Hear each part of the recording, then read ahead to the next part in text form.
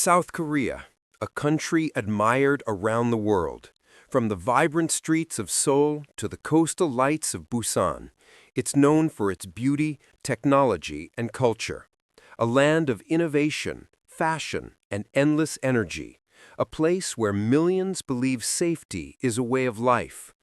But behind the shining towers and quiet suburbs, there exists another Korea, one haunted by stories too dark to forget. Because even in a nation built on order and progress, evil has left its mark.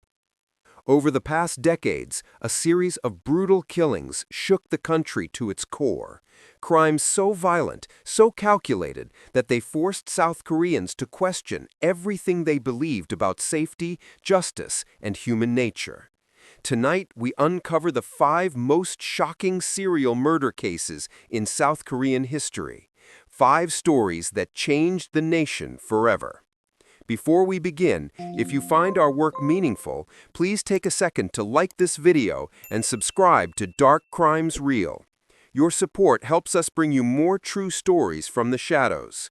Now, let's begin with the case that haunted Korea for more than 3 decades.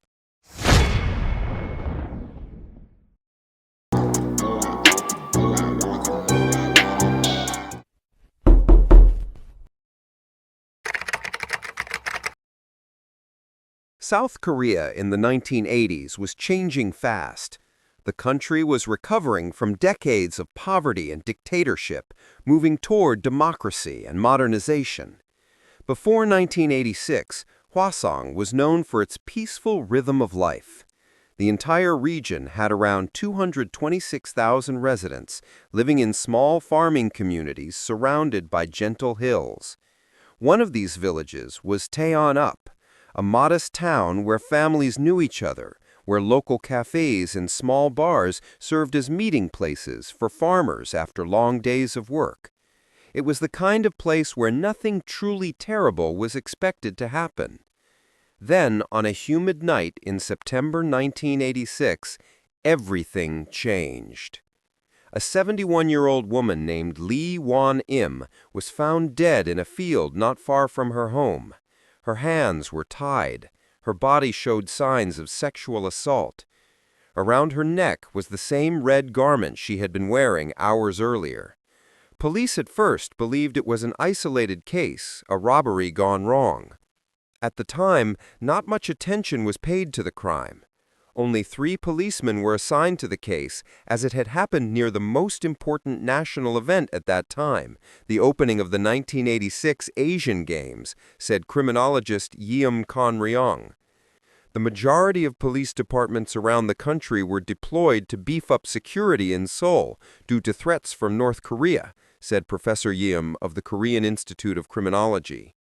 There were very few personnel left, and the 3 detectives, he added, could not actively track the suspect. But less than 2 months later, another woman, 25-year-old Park Hyun-suk, was discovered strangled near a road about 2 kilometers away. Both had been killed in the same way. At the time, Hwaseong was a rural, mountainous area full of rice paddies, fields, and forests. Not many people lived there. Due to a lack of bus routes, it wasn't strange to see women walking alone by the rice fields as they headed home from the bus stops. But no more. "I was obsessed with going home early in the evenings," recalled Hwaseong resident Lee, who was in her late 20s at the time of the murders.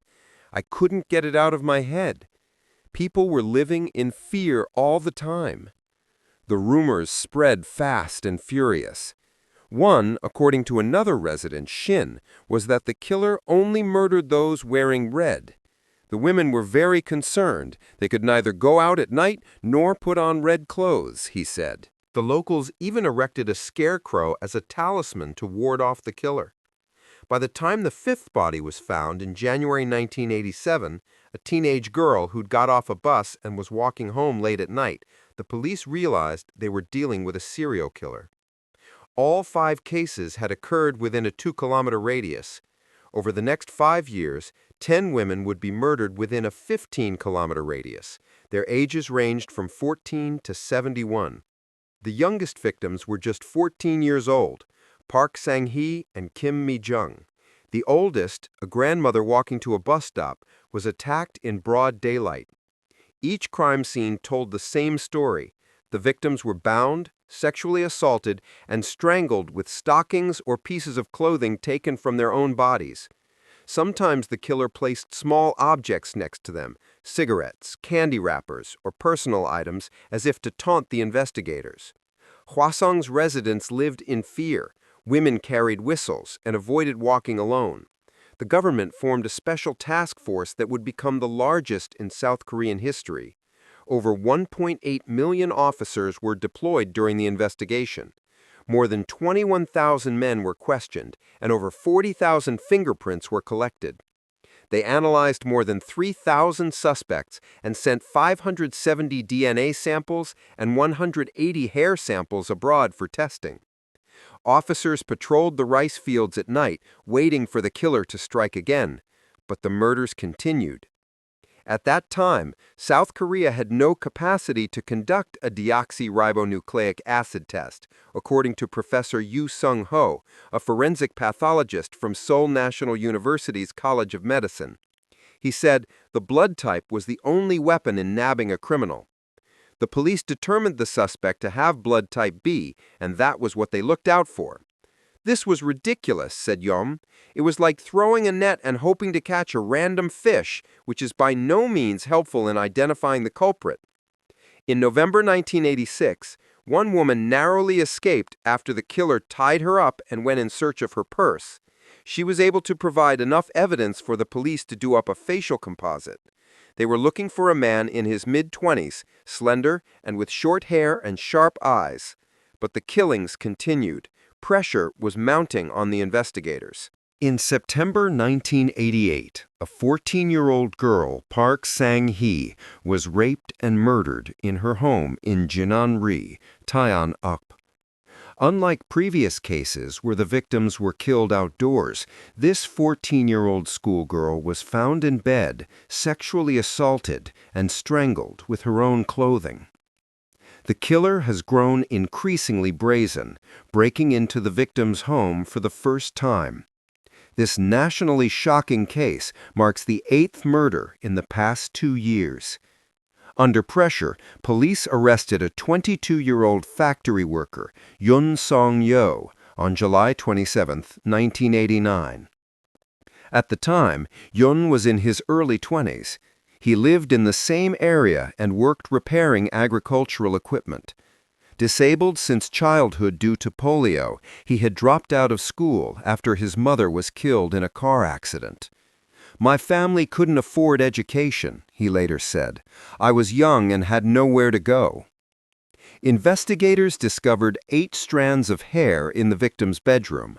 Laboratory analysis showed that at least 3 belonged to someone with blood type B. Forensic researcher Yoo Sing-do also reported traces of heavy metal in the hair. He explained they believed the presence of those metals would serve as strong evidence. Yeon, a welder, fit their theory perfectly. His job exposed him to titanium, a metal commonly used in welding, and traces of it were indeed found in his hair. Reviewing his background, investigators speculated that his disability had made him resentful toward women. Although Yoo knew some of the victim's friends, he did not know Park personally and had never entered her home.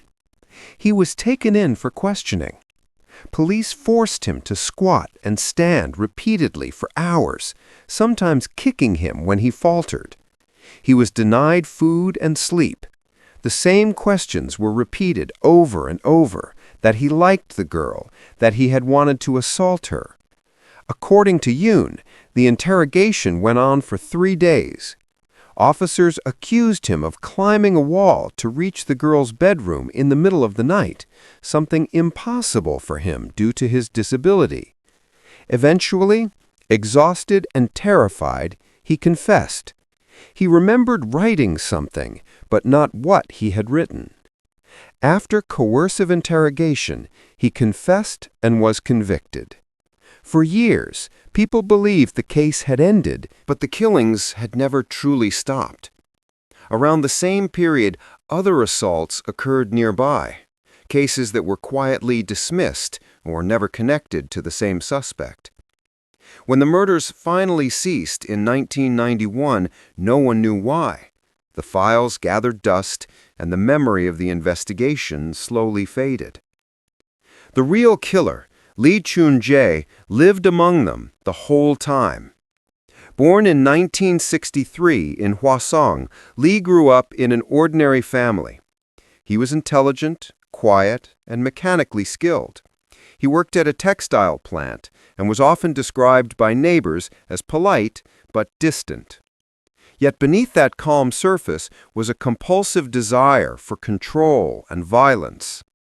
In interviews years later, Lee said he began killing because he wanted to relieve stress and because women were easy to approach. His attacks were planned. He watched his victims for days, waited until they were alone, and struck when no one could see. After each killing, he changed clothes, washed, and returned home to sleep. In 1994, 3 years after the last known Hwaseong murder, Lee's life took another turn. He murdered his sister-in-law inside his house, wrapped her body in a blanket, and hid it in a closet. This time he was caught and sentenced to life imprisonment. While he served time in Busan prison, the Hwaseong investigation remained closed, officially attributed to Yoon Sung-yeo's conviction. It wasn't until 2019, more than 30 decades after the first murder, that the truth surfaced. Advances in forensic DNA testing allowed police to re-examine old evidence stored in boxes. Biological samples from the victims were tested again, and the results pointed to one man, inmate number 1765, Lee Choon-jae. When confronted, Lee did not hesitate. He admitted calmly to 14 murders and over 30 sexual assaults committed between 1986 and 1991. He described each killing in detail, recalling the victim's clothing, the routes he took, even the weather that night. "I didn't feel anything," he told investigators. Killing became routine. His confession shocked the nation. Reporters filled the corridors of the prison. The faces of long-forgotten victims reappeared on television screens. Lee spoke without emotion, saying he had lost count of how many people he had attacked. He even mocked the investigation, claiming he had once stood in a police checkpoint while they searched for him and passed unnoticed. Following his confession, prosecutors launched a review of the old Hwaseong files. They confirmed that Lee's DNA matched evidence from at least 9 murder scenes. Yoon Sung-yeol, who had been imprisoned for 20 years, was finally cleared of all charges. In 2020, a court formally overturned his conviction. The government and police issued a public apology and granted Yoon financial compensation for wrongful imprisonment, roughly 2 billion won, or about $1.6 million. Despite his confession, Lee could not be tried again for the Hwaseong murders. The statute of limitations for homicide in South Korea had expired in 2006. He remains imprisoned for the 1994 murder of his sister-in-law and will spend the rest of his life behind bars. During a press briefing, he said he did not expect forgiveness and did not deserve it. The Hwaseong murders left a deep mark on South Korean society. They exposed the limits of police procedure and the dangers of forced confessions. They also led to sweeping reforms in criminal investigation, including the establishment of a national DNA database and the modernization of forensic science.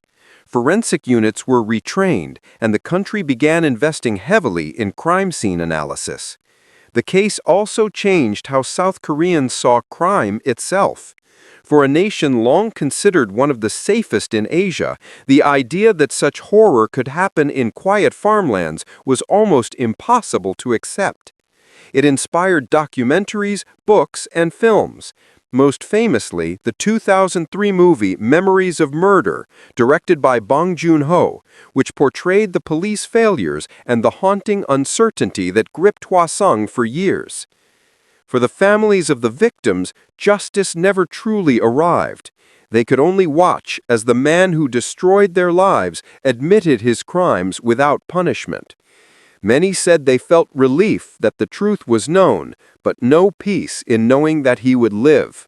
For them, the story ended not with justice, but with survival.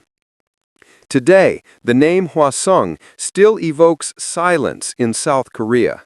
What began as a quiet farming town became the site of the country's darkest chapter, a reminder that evil does not always appear with warning, and that sometimes it wears the face of an ordinary man. But Korea's nightmare was far from over. Only a decade later, another killer would emerge in Seoul, a man who called himself the cleaner of society, and whose crimes would make the nation afraid all over again. Seoul in 2003 was at the height of its modern transformation. Skyscrapers, neon lights, and the quiet assurance of safety. But that image shattered when bodies began to appear across the city.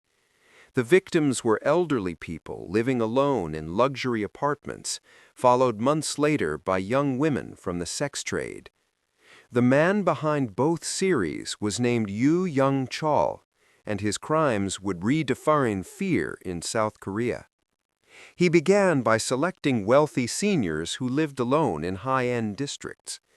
Posing as an electrician or building repairman, he waited until late evening, rang the doorbell with a tool bag in hand, and spoke in a calm, professional tone.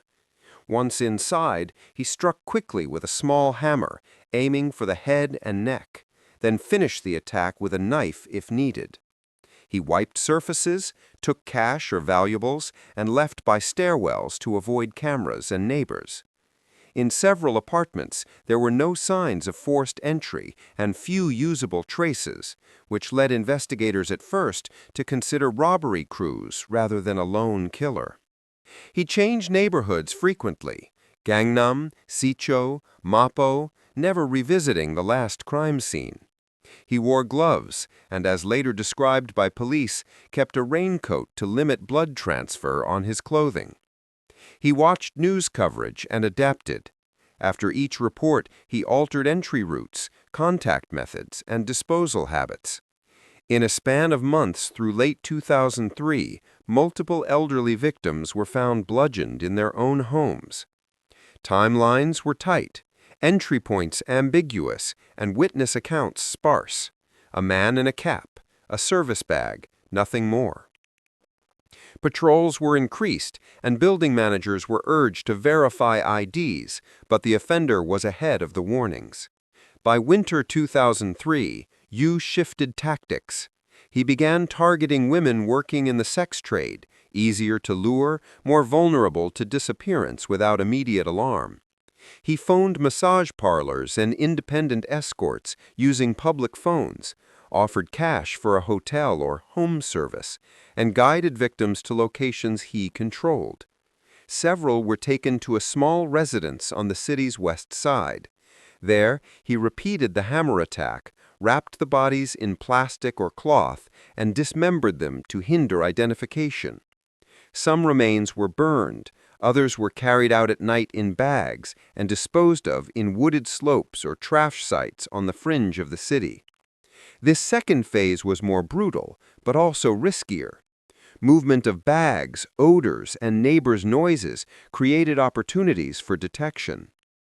The investigation split along two tracks: apartment homicides of seniors and missing women from red light corridors, until detectives compared tool marks and wound patterns and saw common features: blunt force trauma with a compact hammer, tight clusters in time, and offender familiarity with building routines.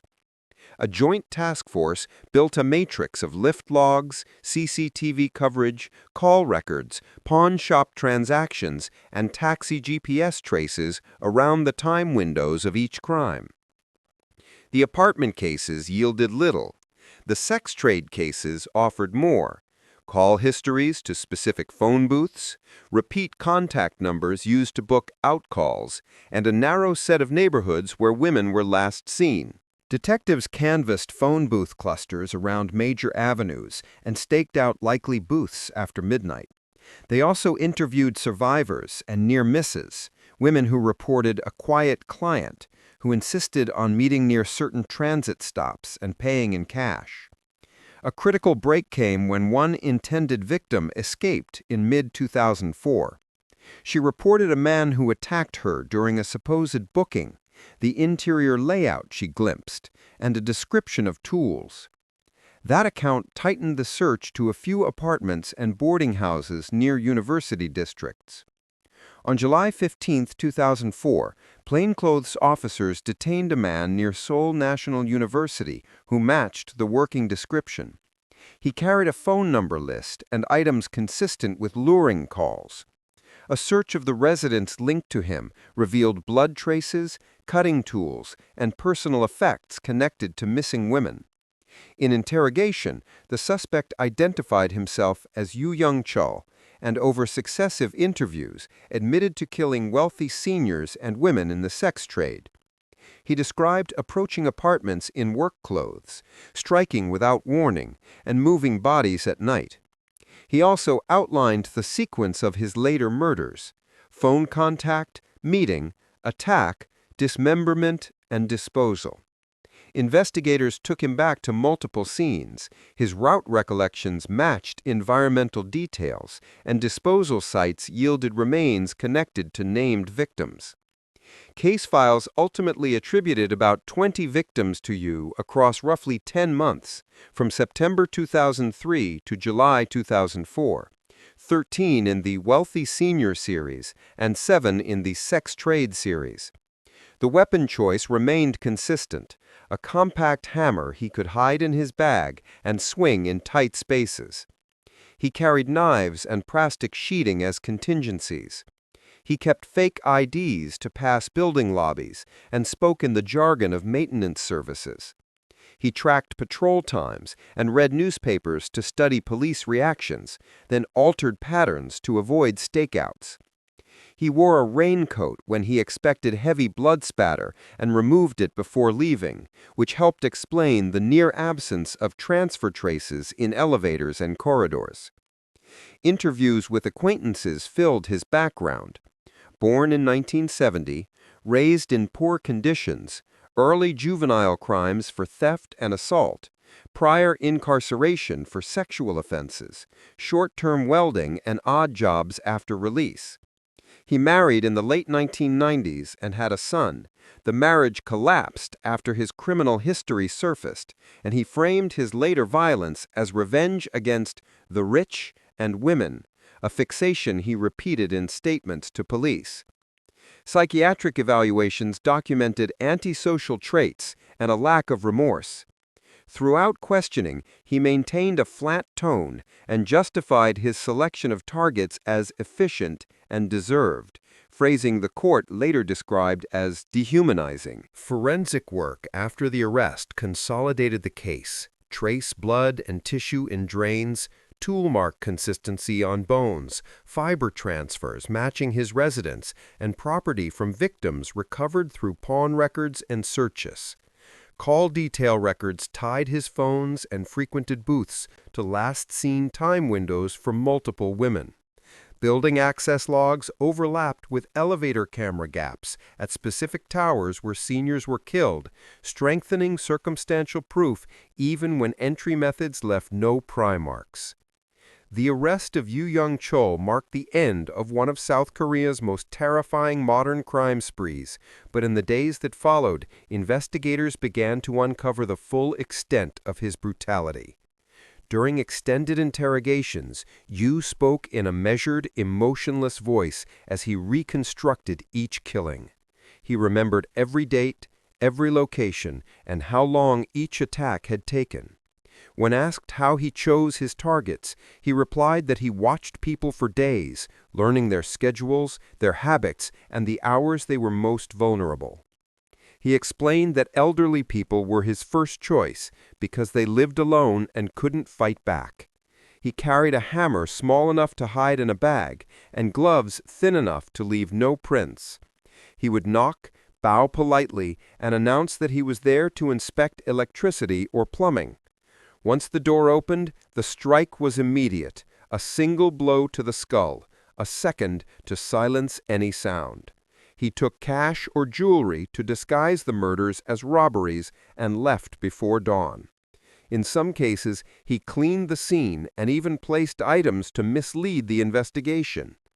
In December 2003, Yoo decided to change victims.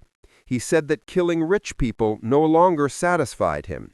He started calling escort services and massage parlors, arranging meetings with women.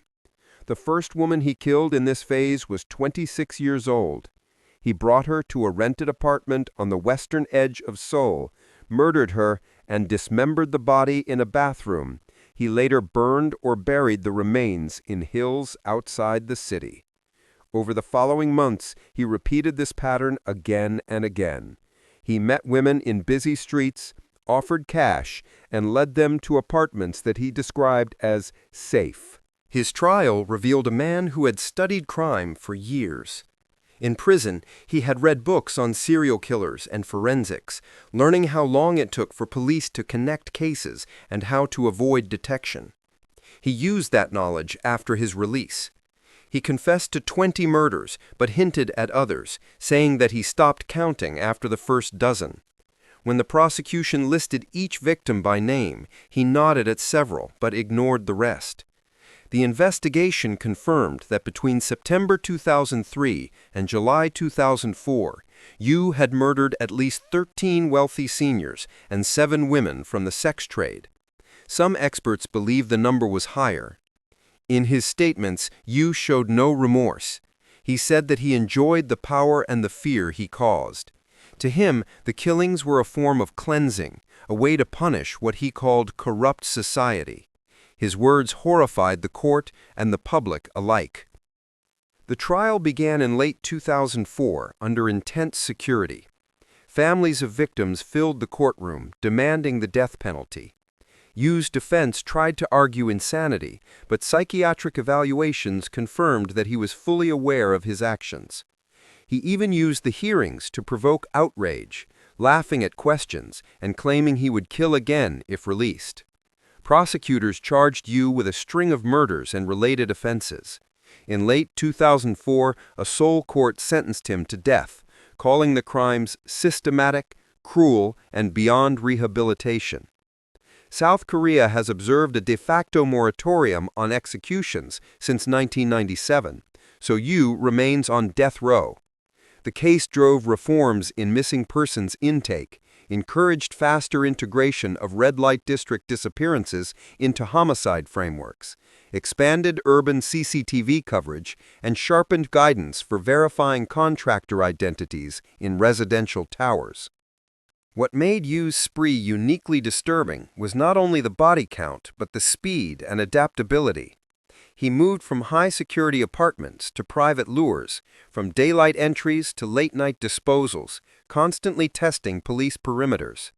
The investigation, once split by victim profile, converged only after pattern analysis of weapons, contact methods, and geography made one offender plausible. In the end, a survivor's report, targeted surveillance, and cumulative forensic links closed the gap.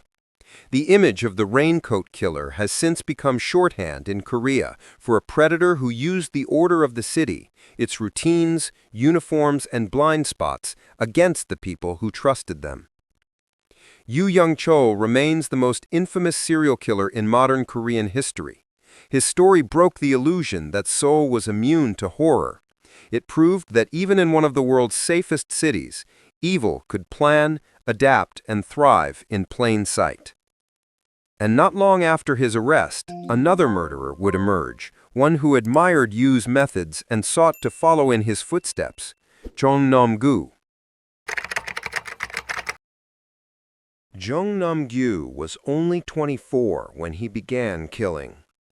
To the public, he seemed ordinary, quiet, polite, someone who blended easily into the crowded neighborhoods of Seoul. But beneath that surface was a man who had grown up with violence, resentment, and an obsession with death. He later admitted that he admired Yoo Young-chul, the serial killer whose crimes had terrified the country just 2 years earlier. Jung said he watched the news and felt jealous of the fear Yoo had created. He wanted that power for himself. He was born in 1969 in Songnam, just south of Seoul, and grew up in poverty. His childhood was marked by abuse, both at home and at school. He left early, drifted through low-paying jobs, and began to show signs of antisocial behavior. He was arrested several times for theft and assault, but was never considered dangerous. He lived alone in small rented rooms, often moving between Seoul and Busan, carrying with him little more than a knife and a growing hatred for the world around him. His first known murder happened in January 2004. He entered an apartment in Seoul by climbing through an unlocked window. Inside was a 57-year-old woman, asleep in her living room. He stabbed her repeatedly, took a small amount of cash, and left without a sound. Over the next 2 years, he repeated the same pattern again and again. His victims were women, children, and the elderly, anyone who seemed vulnerable. He followed them home, waited for them to fall asleep, and struck. In total, he killed 14 people and attacked many others who survived with severe injuries. Jung carried a small folding knife wherever he went. He targeted random homes, using the simplest methods to enter. A balcony door left ajar, a bathroom window without a lock. Once inside, he killed swiftly and left nothing behind. Police reports described him as efficient, deliberate, and emotionless. In one case, he murdered a mother and her young son as they slept. In another, he stabbed an elderly man more than 20 times before calmly walking away. For months, police failed to connect the crimes. The attacks occurred in different districts, sometimes hundreds of kilometers apart. There were no witnesses, no clear motive, and no pattern linking the victims. It wasn't until 2006 that investigators realized they were facing another serial killer. By then, Jung had already murdered 14 people and injured at least 20 others. He was finally caught by chance. On April 22, 2006, he broke into an apartment in Busan and tried to attack a woman. She fought back and screamed for help, and neighbors chased him down the street. Police arrested him minutes later, carrying the same knife he had used in previous killings. When questioned, Jung confessed immediately. He said he had lost count of how many people he had killed. He showed detectives the apartments, alleys, and stairwells where he had attacked his victims, remembering each location with disturbing clarity. In custody, JEONG spoke in a flat tone, describing his crimes as if they were routine. He said he began killing because he wanted to see people die and to feel something. When asked why he targeted women and children, he said they were easier to kill and less likely to fight back. He told investigators that he respected Yoo Young-chul and wanted to surpass him. The confession sent a chill through the country. Another man, inspired by the nation's most notorious murderer, had been hiding in plain sight. Police retraced his movements, uncovering a trail of unsolved murders stretching from Seoul to Busan. The details were brutal but consistent. Victims were stabbed with the same type of knife, often multiple times in the chest or neck. Some homes showed signs of sexual assault. Others suggested that Jang stayed in the apartment for hours after the killing, eating food or watching television before leaving. His behavior revealed a calmness that investigators described as chillingly methodical. During the investigation, Jang cooperated but showed no remorse. He even smiled at times, explaining how easy it was to move through the city unnoticed. "I was invisible," he told detectives. "People don't look at others anymore. They only look at their phones." That sentence, repeated in court, captured the fear of a society that had become too busy to notice its own danger. JEONG's trial began in 2007 and quickly drew national attention. The courtroom was packed with reporters, survivors, and families of the dead. Prosecutors described him as a remorseless predator who killed for pleasure. He did not deny any of it. Instead, he told the court that he deserved to die. When asked if he regretted his actions, he said, "No, I would kill again if I could." His defense attempted to claim mental illness, but psychiatric evaluations confirmed he was fully aware of what he was doing. In November 2007, the Seoul Central District Court sentenced NAM-GYU to death. The ruling described him as a danger beyond rehabilitation, a man whose crimes reflected not impulse but calculation. He was transferred to a high-security prison while awaiting execution. But South Korea had not carried out an execution since 1997, and JEONG knew he would likely remain alive. He attempted suicide twice inside his cell. The first attempt failed, the second succeeded. On November 21, 2009, he was found dead hanging from a bedsheet. JEONG's death closed another grim chapter in South Korea's history of serial crime. His case highlighted how the violence that began with Yoo Young-chul had spread like an echo, one killer inspiring another, each more desperate than the last. For the public, it reinforced the haunting truth that monsters could emerge from ordinary places and that the calm face in a crowded street could hide something unimaginable. After JEONG's case, the government expanded nationwide systems for tracking violent offenders and sharing investigative data between police regions. It also began mandatory psychological evaluations for repeat violent criminals upon release. Yet the memory of his crimes lingers. In interviews, detectives who worked the case said what haunted them most was not the brutality, but the emptiness in his voice, the sense that killing had become for him a way to exist. NAM-GYU remains a reminder of how darkness can grow quietly from the shadows of another man's crimes, and how one killer's legacy can echo through an entire generation. In the summer of 1975, South Korea was still rebuilding from decades of war and political unrest.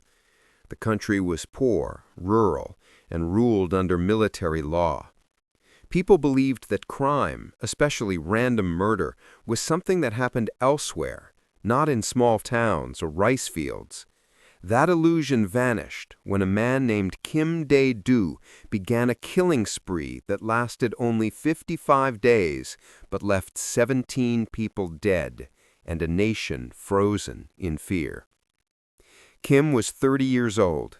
He was born in 1945 in Daejeon and grew up in poverty, moving through orphanages and reform schools after losing his parents. His early life was marked by abuse and violence. By his 20s, he had already served prison time for theft, assault, and attempted rape. He was released in mid-1975, and only days later, he started killing again. Police would later describe him as a man with no empathy, a drifter who moved constantly and killed anyone who crossed his path. The first murder took place in August 1975 in the city of Masan, near the southern coast. Kim broke into a home at night, robbed the occupants, and stabbed them to death before setting the house on fire to cover his tracks. Days later, another family was found dead under similar circumstances. Within weeks, killings occurred in towns across Gyeongsang and Jeolla provinces, each scene more brutal than the last. His victims included farmers, shopkeepers, travelers, and even children. Some were attacked in their homes, others on the road. The motives varied: robbery, rage, or simple opportunity. At first, investigators believed they were dealing with unrelated crimes. South Korea's police network in 1975 was limited, and communication between provinces was slow. Each local precinct worked in isolation, unaware that the same killer was moving through their jurisdictions. When authorities finally connected the cases, panic had already spread. Newspapers began to warn of a man roaming the countryside with a knife, killing without reason. The government mobilized hundreds of officers to form a nationwide task force, one of the first of its kind in South Korean history. Police checkpoints were established on highways, and travelers were searched at random. Kim Dae-doo was already several steps ahead. He changed clothes after every martyr, hitchhiked, and sometimes pretended to be a soldier. Witnesses described a short, quiet man in worn clothes who smiled politely before vanishing into the dark. Investigators soon discovered a pattern. Kim often attacked at night, entering houses through unlocked doors or windows, armed with a kitchen knife or hammer. He killed quickly, sometimes taking small valuables, sometimes nothing at all. His spree was relentless. Within 55 days, 17 people were dead. In one town, he killed an entire family, parents and 2 children, while they slept. In another, he ambushed travelers on a country road, stabbing them before stealing their bicycles.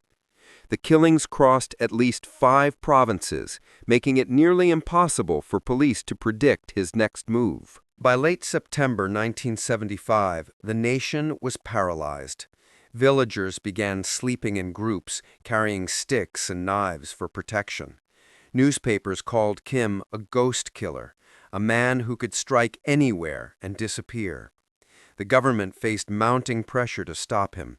The Ministry of Home Affairs ordered a full-scale manhunt involving the military, police, and local militias. Wanted posters appeared in every town. Rewards were offered for any information leading to his capture. The breakthrough came in early October. Police traced a stolen item from one of the murder scenes, a wristwatch, to a pawn shop in Busan. The shopkeeper told officers that a man matching Kim's description had sold it days earlier. Using that lead, investigators tracked Kim to a small inn near Busan Station. On October 25, 1975, after a brief chase, he was arrested without resistance. He carried a knife, a few coins, and a bag of clothes. When questioned, he confessed immediately. Kim spoke calmly, showing no emotion as he described how he killed. He said he didn't know most of his victims and couldn't remember their faces. "They were just there," he told police. "I didn't think, I just did it." His detailed confession matched the evidence at multiple scenes. The killings had all been committed with the same knife, and his fingerprints were found on several stolen items. The investigation revealed the scale of his rampage. Between August and October 1975, Kim Dae-doo had murdered 17 people and injured several others in robberies and assaults. Many of the crimes were random, committed while traveling between towns. He claimed he killed because of anger and boredom. Psychologists who examined him later described his mind as completely detached from moral judgment. His trial lasted less than 2 months. The court heard from witnesses, police, and surviving victims.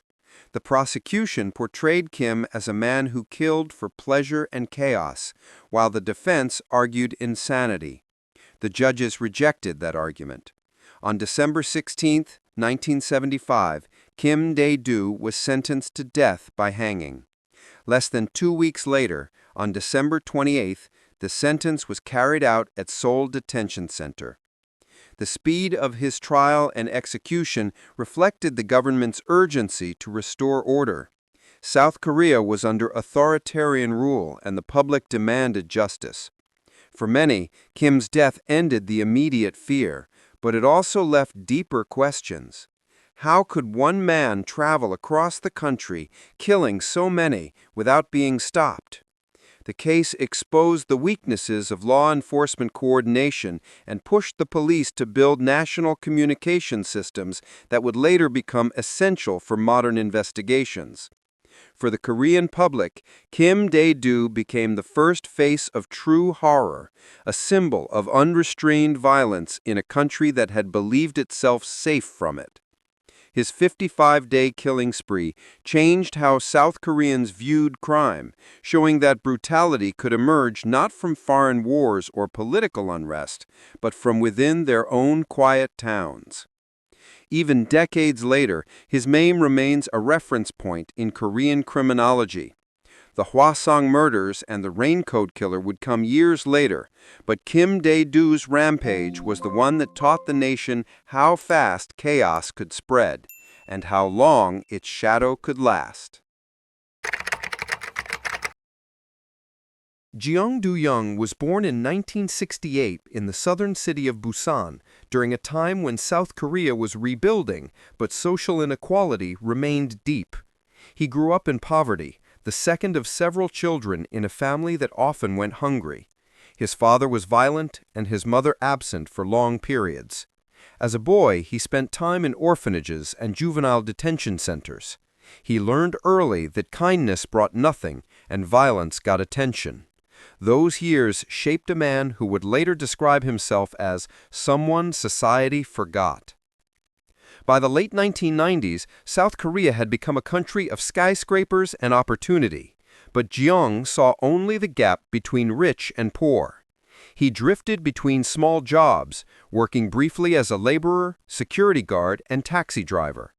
In 1995, he was convicted of robbery and served time in prison.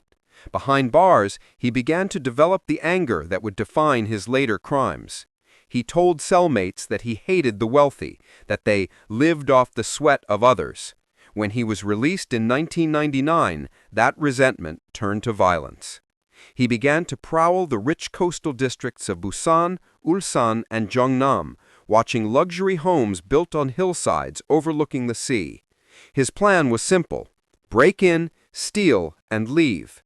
But it didn't stay simple for long. During one burglary, a homeowner awoke. Jeong panicked, attacked with a knife, and killed. He later said that after that first murder, he felt free. Over the next 10 months, between 1999 and 2000, Jeong Do-young murdered 9 people, mostly during home invasions. He operated mostly at night, choosing large houses that seemed empty or dimly lit. He scaled walls, cut through windows, and entered quietly. He carried a small knife and gloves, striking without hesitation if anyone confronted him. Sometimes he tied his victims, sometimes he didn't bother. He stole cash, jewelry, and valuables, but often left behind far more than he took. In several cases, entire families were killed, 2 or 3 people in a single night. The brutality of the attacks shocked even seasoned detectives. His methods were consistent, but unpredictable in timing. The murders stretched across 3 cities, confusing investigators who at first thought they were dealing with separate criminals. But the similarities were too strong: the same knife wounds, the same entry points, the same pattern of targeting wealthy households. Police finally formed a joint task force, combining evidence from multiple jurisdictions. By early 2000, fear gripped the southern coast. Newspapers warned of the burglar who kills. Wealthy families hired private security and reinforced doors with steel bars. Neighborhoods organized night patrols. The murders continued. Each new crime scene seemed to mock the police: blood on marble floors, shattered glass, and no clear trail leading out. The public demanded action. The break came in May 2000. In Ulsan, Jeong attempted to rob another home, but this time a neighbor saw him climbing over a wall and called police. Officers arrived within minutes. Jeong tried to flee but was caught after a short chase through narrow alleys. When they searched him, they found a blood-stained knife and jewelry from one of the earlier murders. In custody, he confessed almost immediately, saying, "Yes, I did it all." Investigators were stunned by the level of detail in his confession. He remembered every house, every street, every victim. He said he committed the crimes because he wanted revenge against the wealthy. "They live easily," he told detectives. "People like me never get a chance." He said that killing them made him feel powerful and that he had no regret. When asked if he realized how many people he had hurt, he replied, "They never cared about people like me either." The investigation linked him to at least 9 murders, though he hinted that there were more. He described stalking victims for days, observing their routines, then breaking in when they were most vulnerable. He was meticulous in preparation, wearing gloves, cutting phone lines, and carrying tape to silence victims. But he was careless in escape, often leaving footprints or items that tied him to the scene. His arrest came only weeks before his next planned break-in. At trial, prosecutors described Jung Gi-young as one of the most dangerous killers in the country's history, a man who combined calculation with hatred. His defense argued that he was shaped by poverty and neglect, but the court rejected that reasoning. Witnesses, including detectives and forensic experts, testified that he had shown no remorse during questioning. He smiled as the list of victims was read. The verdict was swift. In June 2001, the Busan District Court sentenced Jung Do-young to death. The judge called his crimes a massacre driven by envy and rage. On appeal, the Supreme Court upheld the sentence in 2004. He was moved to the Daegu Detention Center, where he remains on death row today. Although South Korea has not carried out an execution since 1997, Jung's sentence still stands. In prison, he reportedly spends his time reading and writing, rarely speaking to other inmates. Journalists who visited him described him as calm and articulate, though detached from emotion. When asked years later if he regretted his actions, he quietly said, "Regret is for people who had choices." The case of Jung Do-young reignited national debate about inequality and justice. Many saw him as the dark reflection of a society changing too fast, a man who fell through the cracks of prosperity. Others saw only a murderer who used resentment as an excuse for cruelty. For law enforcement, his crimes became a textbook example of how economic resentment can evolve into targeted violence. It led to increased cooperation between regional police offices and the modernization of Korea's national criminal database. In the end, Jung Do-young's story is not about wealth or poverty, but about how hatred grows when a person loses all sense of belonging. His killings were not acts of rebellion, but the collapse of empathy, a reminder that in every society striving for success, there are those left behind who may one day turn their despair into destruction. South Korea is a nation known for its safety, discipline, and progress. But beneath the lights of its cities and the calm of its countryside, these 5 stories remind us that darkness has always existed, waiting, silent, unseen. From Hwaseong's endless fields, where a killer hid behind the ordinary, to Seoul's crowded towers, where the Raincoat Killer hunted in plain sight, to a lonely drifter inspired by the fear of others who killed simply to feel alive, to a man whose 55 days of blood brought the first wave of terror in modern Korean history, and finally to the Avenger of the Poor, who claimed revenge but left only destruction. Each story exposes not just the cruelty of one man, but the hidden fractures of an entire society. They remind us that safety is never permanent, that progress does not erase pain, and that sometimes the monsters we fear the most are the ones born quietly among us. Even today, decades later, the names of these killers still echo through South Korea's history. Lee Choon-jae, Yoo Young-chul, NAM-GYU, DAE-DOO, Do-YEONG. 5 men, dozens of lives, one haunting truth. Evil is never gone. It only waits for the next chance to return.